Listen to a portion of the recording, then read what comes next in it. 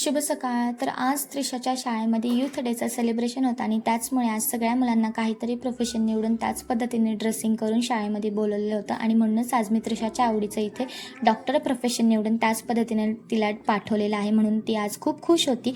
Doctor बनून जायचं होतं म्हणून. आणि तिथून आम्ही घरी आलो. आज आहोंनी माझ्या एकट्याने कपाट आवरायला घेतलं. खरं तर मला त्यांना मदत करायची होती आणि हे कामही माझं आहे, पण काय करणार, आज माझ्याकडे वेळ खूप कमी होता. कारण त्रिशा शाळेतनं घरी यायच्या आधी आम्हाला ही दोन्ही कामं आवरायची होती.